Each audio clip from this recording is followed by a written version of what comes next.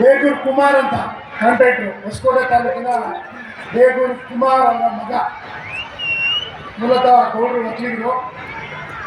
ಸುಮಾರು ದೇಶಗಳಲ್ಲಿ ನೋಡೋಕ್ಕಿಂತ ಸಣ್ಣ ಇದ್ದಾರೆ. ಸುಮಾರು ದೇಶಗಳಲ್ಲಿ, ಸುಮಾರು ಒಂದು 10 ದೇಶಗಳಲ್ಲಿ ಮೊದಲನೇ ಸ್ಥಾನ ಗೆದ್ದಿದ್ದಾರೆ ಕಿಕ್ ಬಾಕ್ಸಿಂಗಲ್ಲಿ. ಜೋರಾಗಿ ಇವರಿಗೆ ಚಪ್ಪಾಳೆ ಹೊಡಿಬೇಕು. ಬಹುಮಾನ ಕೊಡಿಸಲಾಗಿತ್ತು, ಆದರೆ ಈ ಸ್ವಲ್ಪ ಈ ಗೊಂದಲಗಳಲ್ಲಿ ಮರ್ತೋದ್ವಿ. ಇವರಿಗೆ ಶರತ್ ಬಚ್ಚೇಗೌಡರು ಸರ್ಕಾರದಿಂದ ಒಂದು ಅನುದಾನ ಕೊಡಿಸೋಂಥ ಕೆಲಸ ಆಗಬೇಕು. ಅದು ನಾನು ಆಚೆ ಮಾತಾಡಿದೆ, ನಾನು ಗ್ಯಾರಂಟಿ ಮಾಡಿಸ್ಕೊಡ್ತೀನಿ ಅಂತ ಹೇಳಿದ್ದಾರೆ.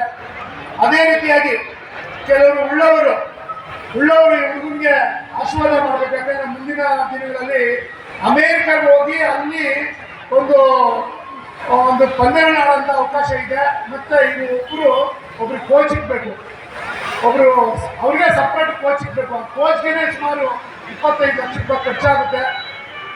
ಪ್ರತಿಭೆ, ಹೊಸಕೋಟೆ ಪ್ರತಿಭೆ ಸುಮಾರು ಇವಾಗಲೇ ಅತಿ ಹೆಚ್ಚಿನಾಗಿ ಚಿನ್ನದ ಪದಕಗಳನ್ನ ಗೆದ್ದಿದ್ದಾರೆ. ಮುಂದೇನೂ ಆ ದೇವರು ಮಂಜುನಾಥ ಸ್ವಾಮಿ ಅವರಿಗೆ ಆಶೀರ್ವಾದ ಮಾಡಲಿ. ಮತ್ತು ನಮ್ಮ ಹೊಸಕೋಟೆ ನಮ್ಮ ಕಡೆಯಿಂದ ಹುಡುಗರಿಗೆ 1 ಲಕ್ಷ ರೂಪಾಯಿ ಈಗ ಅದನ್ನು ನಾವು ಕೊಡ್ತಾ ಇದ್ದೀವಿ.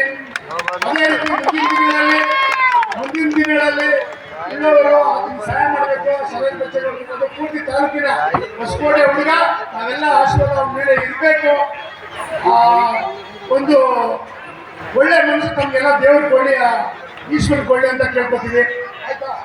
ಅದನ್ನ ಒಂದು ವಿಡಿಯೋ ನೋಡ್ಬೇಕು.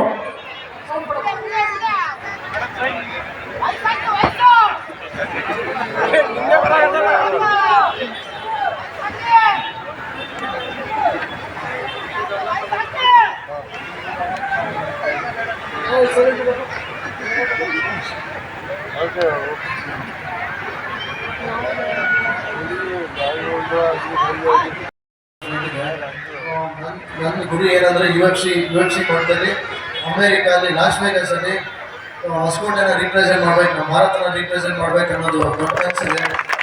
ಹೊಸಕೋಟೆನ ಹೆಚ್ಚಾಗಿ ಇಂಟರ್ನ್ಯಾಷನಲ್ ಮಟ್ಟದಲ್ಲಿ ರಿಪ್ರೆಸೆಂಟ್ ಮಾಡೋದು ತುಂಬ ಆಸೆ ಇದೆ.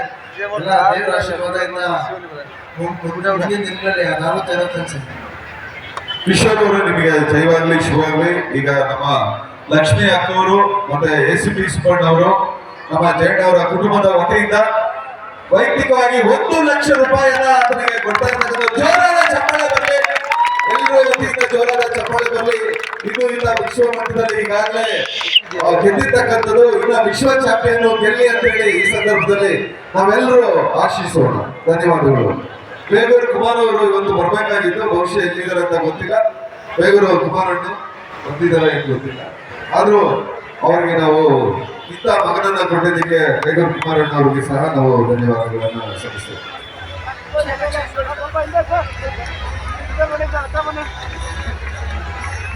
Thank you so much, Kishore ಅವರೇ. 20ನೇ ತಾರೀಕು ಮ್ಯಾಚ್ ಇದೆ ಅಂತ ಹೇಳ್ತೀನಿ.